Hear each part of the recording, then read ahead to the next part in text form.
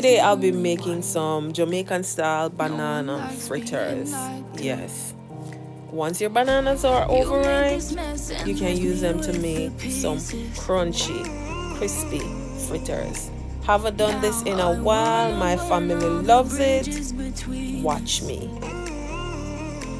Peeling my bananas. Then I am crushing them with a masher. And I used a little lemon zest. Yes. So the bananas won't get discolored. Then I added a little hint of granulated sugar. Then I added some flour that I sieved, some all-purpose flour. I grated a little nutmeg. Added cinnamon. Added vanilla.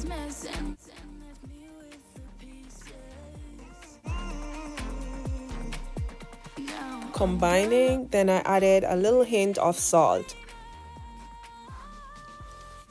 You can taste your mixture as you go along, and I will be using milk, not water.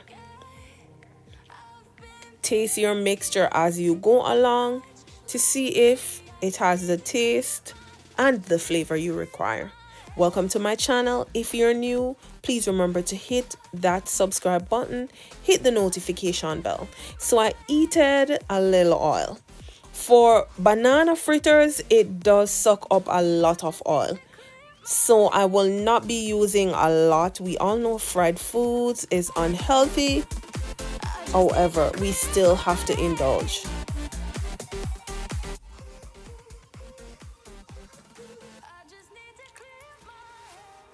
And you can make your mixture as thick as you want. Here I am flipping them over or turning them over so the other side gets a little color.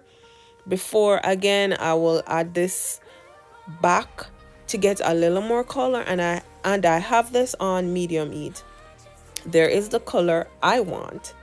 And then I add this on a paper towel to get some of the excess oil out, although I did not use a lot.